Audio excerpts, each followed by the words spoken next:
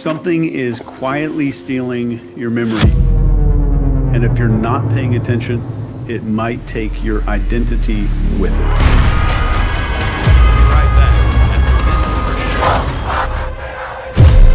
This isn't a crisis that you're going to see on the news. It's just a slow fade. It's a blur. It's literally mass amnesia. It's not a call to panic. This is an invitation, not to believe, to notice. If your mind's been foggy, if you've felt off, unfocused, or not quite you, you are not alone. I'm going to show you what's happening, how to know if you're being affected by it, and how to find your way back. Let's pull back the curtain on what's been quietly reshaping your inner world without your permission.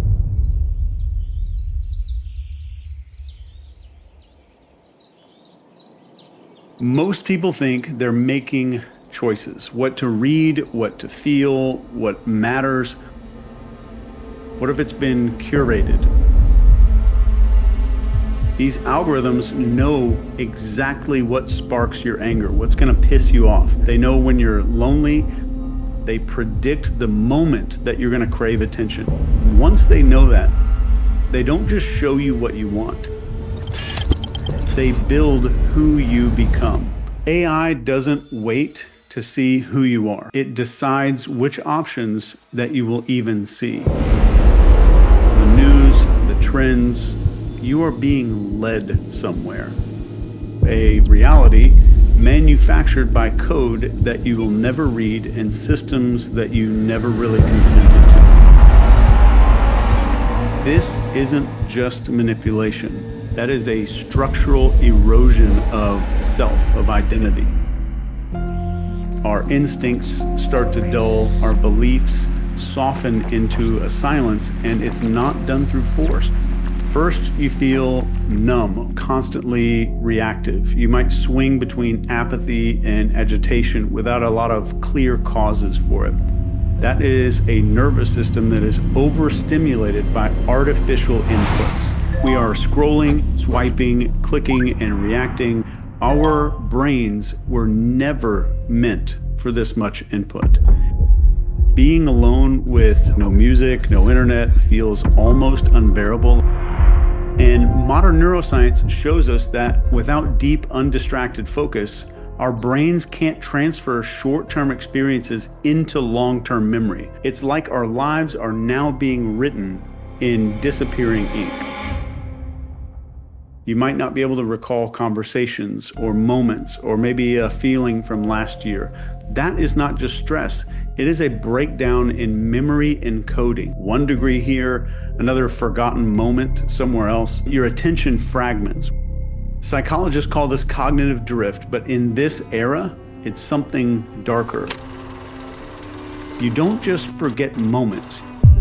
You forget identity. You forget yourself. How do you know if this is happening to you? Maybe you used to be curious or passionate or driven, and now those traits just feel like something distant that you can't grab anymore. You start to believe that none of it matters. Meaning starts fading and apathy starts spreading. What we're talking about here is not just burnout. This is the final symptoms. The self just gets really vulnerable. And at this moment, you are ready to be rewritten. And they can write that story for you. So if any of that hit close to home, don't panic. This means that something inside of you still remembers. And if there's memory, that means that there is a way back. So there are 6 steps to starting to remember your way back. Step 1, see the fog. Every reach for your phone, every scroll, start tracking the stuff. Don't fight the trance, just notice the trance. The fog loses power when you can see it and you're aware of it. Step 2, drop the mask completely. Our world wants you to be obsessed with how people perceive you. This culture wants you to be fearful of what people think. Say 3 true things that you've never said before, even to yourself. Step 3, get into your body. Return to the instrument of your being, more in tune with your body. Get mindful, feel your ribs move, breathe like it's your only job. Step 4, returning and recovering what you buried. Dream or a passion or some wildness that was inside of you, that was exiled. It was not extinguished. Step 5, make the ordinary things sacred. Your words shape the future. This is not mysticism. This is neuroplasticity. You're getting your brain back. Step 6 is leave a trail. Write down 1 sentence. Tape it anywhere that you're going to see it. Something that says, I was here and I remembered. That might sound ridiculous, but if you even try this for a couple of days, I want you to comment down below what happened having that weird phrase put up where you could see it.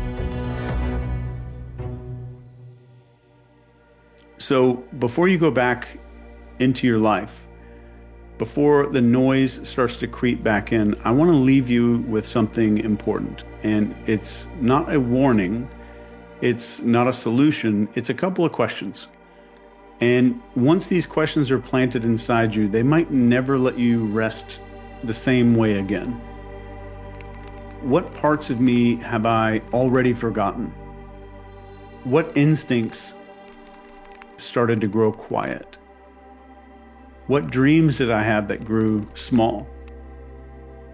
What parts of myself have I lost? Not because I changed, but because I stopped remembering those parts. And if some of those pieces are missing, I want you to answer each one of those with a follow-up question of, did I let them slip away, or did something take those from me? So memory isn't lost all at one time. Memory is chipped away, and it's 1,000 little compromises over the course of a period of time. And it happens over and over, tiny compromises, until you wake up and you no longer recognize the shape of your own mind. But if you ask the right questions, if you sit in the quiet again, if you stop running from your own reflection, a face that you almost forgot, a voice that you thought you lost, a fire you didn't realize was still burning, those pieces can start to come back. You were never fully erased, only hidden. And memory always knows how to find its way home. And here's the part that they hope you never figure out. If they can fracture your memory, they can fracture your identity. And if they fracture your identity, they don't need to control you anymore. You're going to do it for them, by yourself. And that's not paranoia. That is a real blueprint.